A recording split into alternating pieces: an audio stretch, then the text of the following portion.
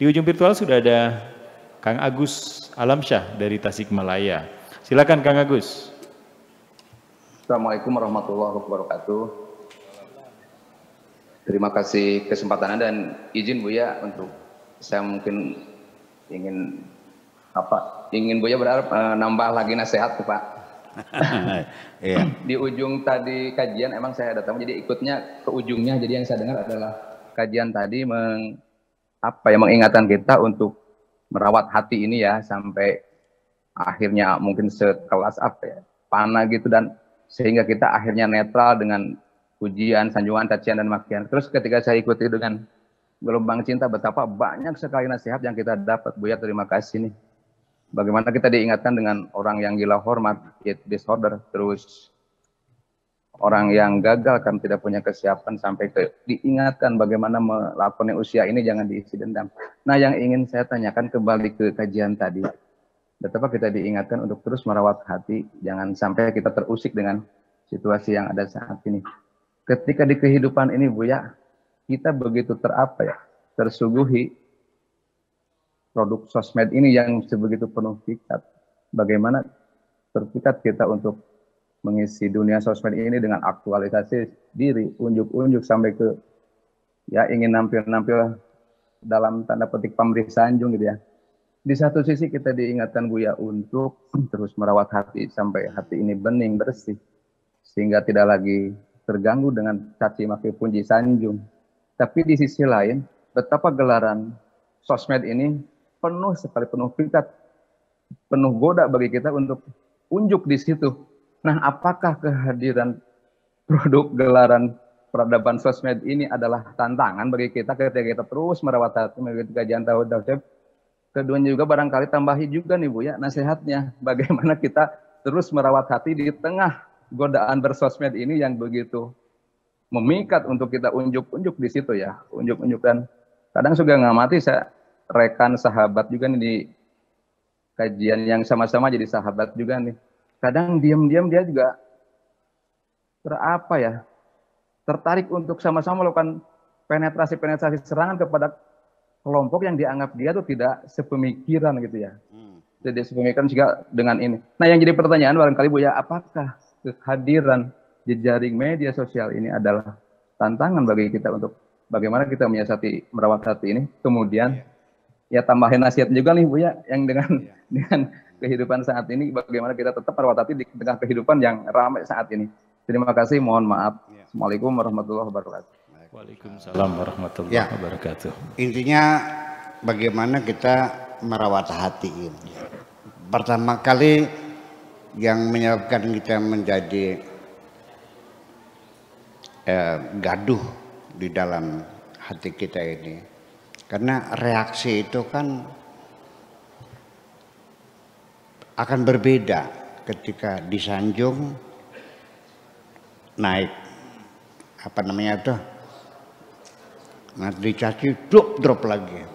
Kalau Anda melihat di kaca layar orang yang lagi dirawat di rumah sakit, detak jantungnya kalau dia sangat fluktuatif, itu dia sengsara dong. Dia kan nggak nyaman hidupnya, betul nggak? Sakit jantungnya. Nah, kita juga kalau kita emosi kita fluktuatif seperti itu, hidup kita nggak nyaman kok. Yang kira-kira stabil lah, ya gelombang itu stabil. Betul nggak? Emosi kita juga sama stabil. Jadi bagaimana kira-kira dipuja tidak gembira, dicaci tidak menderita? Bagaimana caranya? Nah, bagaimana cara merawat hati itu? Yaitu kita mencoba jangan memberi harga terlalu tinggi terhadap materi-materi yang kita miliki ini. Kalau ada orang menyanjung mobil Anda bagus lah, kaleng. Mobil kaleng bukan? Ketika mata mau melihat mobil sama dengan kaleng, itu udah bagus.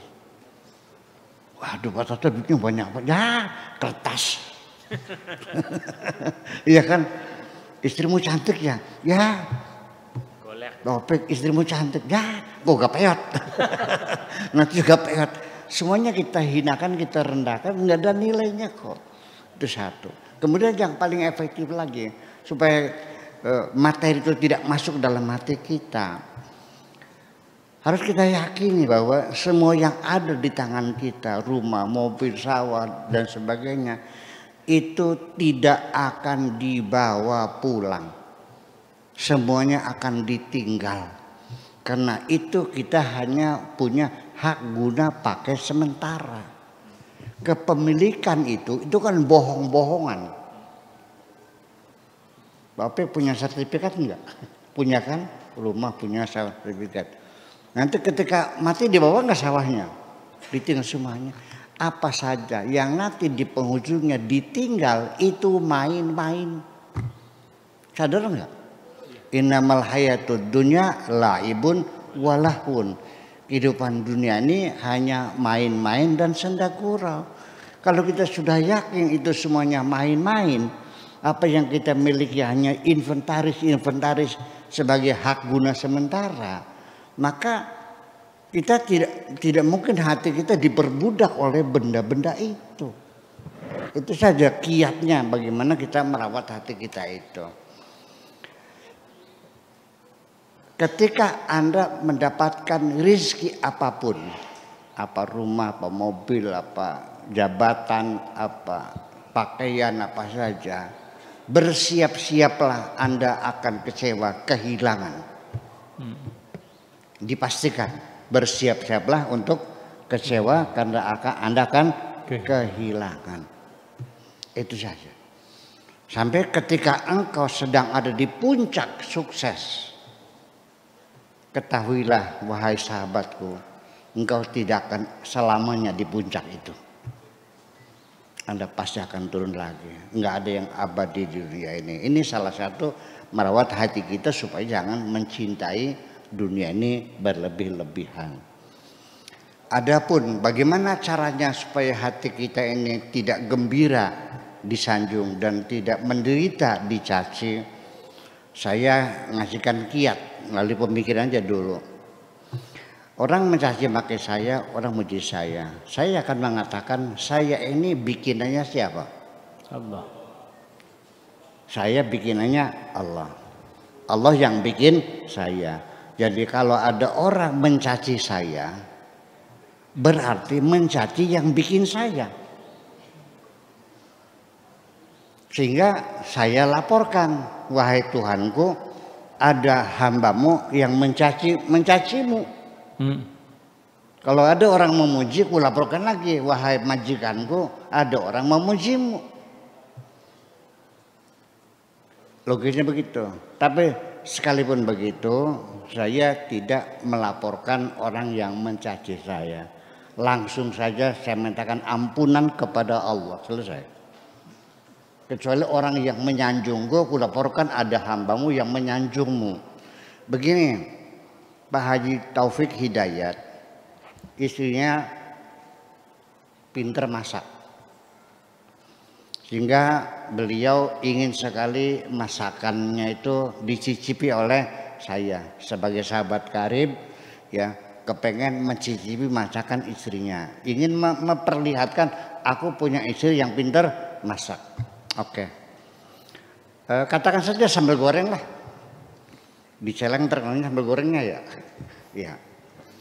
Setelah saya makan, saya muntahkan eman-eman untuk masakan apa gitu. Saya caci maki masakan ini paling enak sendiri. Saya dalam aja dikiranya. Di sini juga banyak.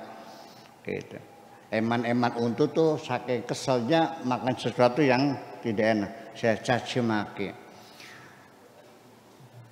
Istrinya Pak Taufik Hidayat mendengar saya mencaci masakannya. Sedih enggak? Sedih. Sakit hati enggak? Kenapa? Karena ciptaannya ku caci maki. Karena aku dicaci maki oleh kamu, yang marah bukan saya. Yang marah yang membuat saya. Siapa yang marah? Nah, tetapi kalau masakan itu saya sanjung, waduh benar-benar, masya Allah, beruntunglah Anda punya istri yang pintar masak seperti ini. Ini pantesan Anda selama ini setia banget sama istri. Karena masakannya enak banget. Saya sekali-kali perlu istri saya kirim dah belajar ke sana ke sana. Bikin masakan seperti ini. Baru pertama kali saya sanjung setinggi langit.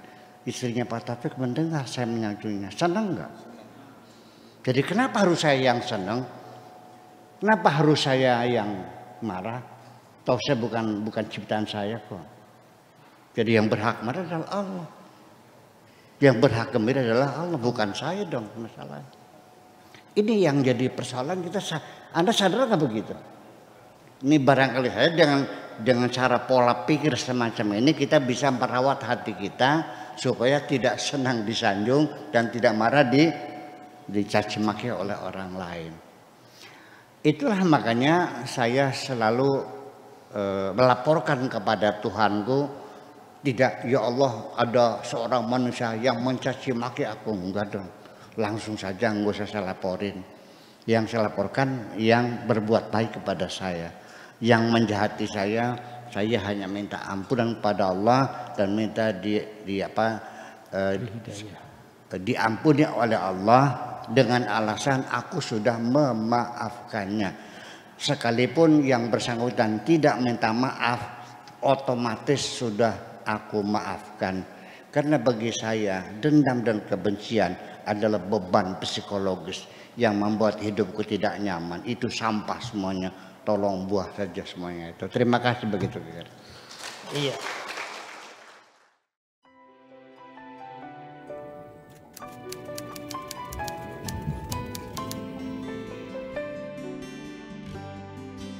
Aku hanya ingin berbagi kebahagiaan dan tidak menggurui siapapun. Terlalu sulit bagiku untuk menyalahkan siapapun. Akan tetapi apabila ada orang yang ingin mengisi raporku, tentu aku sangat gembira sekali. Dan kujamin aku tidak akan sakit hati sedikit.